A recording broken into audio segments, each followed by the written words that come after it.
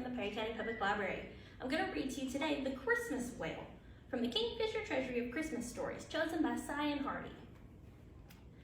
What a blustering, freezing, nipping wind blew at the North Pole that year. Snowdrifts piled so high around Santa's igloo that the red chimney sticking out looked like a red cherry on the top of a cream pie. Santa had to dig a tunnel to come out of the house, and each day he had to make that tunnel longer, for the snow would not stop falling. "I dare say it's worse than the blizzard of '88, said Santa, coming out of the tunnel one day. Small wonder that in such weather, Blitzen, the reindeer, suddenly felt a chill run down his back, and he had to be put to bed with aspirin, hot tea, and a hot water bottle. Small wonder that Vixen, in the middle of a game of solitaire, then Comet, as he was practicing on the flute, and then all of Santa's reindeer, one after the other, felt the chill down their backs and had to be put to bed with aspirin, hot tea, and a hot water bottle. It was a flu epidemic. Curse the snow and the wind and the cold and the flu, cried Santa. They would do that to my reindeer just before Christmas. And Santa sat at his desk to telephone to his doctor. Get your dog sleigh ready and come over at once. It's urgent. When the doctor came in, Santa trotted behind him from bed to bed, looking very worried. Well, nothing very grave, said the doctor, after taking the last reindeer's temperature. 2 or 3 weeks in bed and everything will be all right.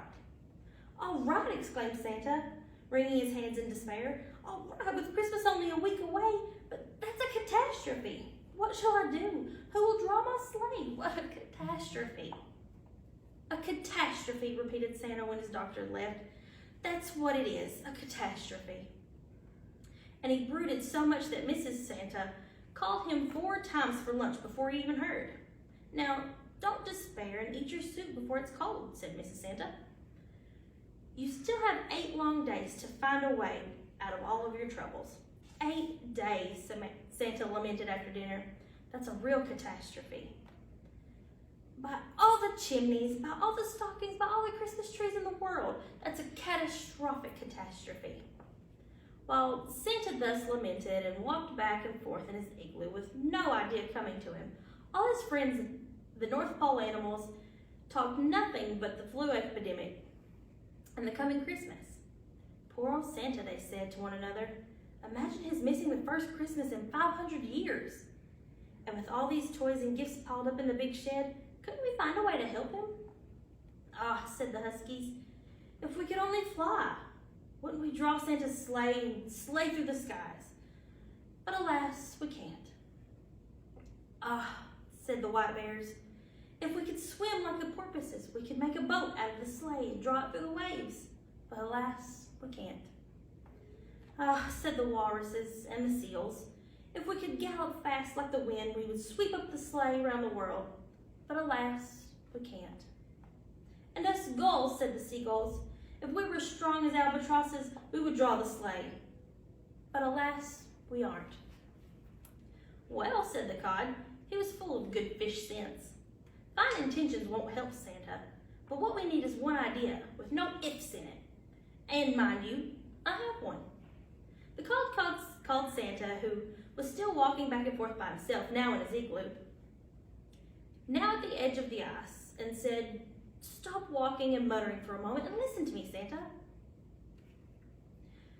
You and your worries will swim away like frightened sardines. What you want is something fast enough and strong enough to carry your packages around the world.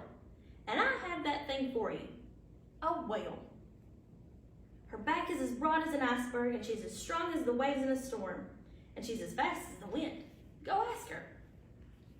My little cod, said Santa, I think that you're the cleverest fish in all the seas, and I'm going to see that whale right now. The whale was playing far away among the gray waves, and Santa whistled and tramped and shouted almost until dinner time before she noticed him. Then she came at once, splashing the icy water around her. She got Santa all wet. She was indeed kind and obliging. I'm ready. When do I start? She said simply, when she heard what Santa wanted. The very next day, Santa rubbed his hands with joy while the walruses, the seals, and the white bears and the gulls came to fetch the mountain of Christmas packages, which stood at the end of the big shed. One by one, the packages were carried away to the water's edge to be piled into a new mountain on the broad back of the kindly whale. So many boxes were brought up, the kindly whale stood lower and lower in the water. "Watch my water line," she warned. "Don't let me sink below it. I've got to breathe, you know." She was so frightened that she wouldn't let Santa put the last little box of building blocks on top of the mountain. It was all safely tied up with Christmas ribbons. "We'll take it next year," said Santa, while the white bears and the walruses and the seals and the gulls and Mrs. Santa cheered. Santa and the kindly whale departed.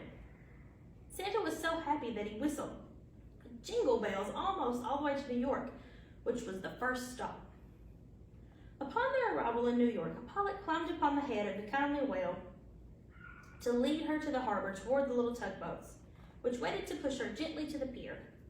The pier soon looked like an ant's nest, with little men running to and fro, carrying packages on the backs, while the customs officer watched with indulgent smiles and never opened as much as one package for inspection. From New York, Santa and the kindly whale went to South America, and to Africa, and to Europe and Australia. And then, the very weary but very happy, they both went back home to the North Pole, knowing that in spite of the flu, gift giving would go on, and that Christmas was just as it had been for the past years. The icy cold water of the north never felt so deliciously refreshing to the kindly whale. Just as the odor of the hot leek soup which Mrs. Santa had prepared for Santa never seemed more appetizing to him. "Really," he said to Mrs. Santa, as she helped him put on his warm slippers, "I found whale traveling extremely convenient. If there were not so many pictures and stories about my reindeer and me, I would ask the kindly whale more often. After all, on Christmas cards, I would look just as glorious riding a whale as I do driving my sleigh. Whales are very decorative."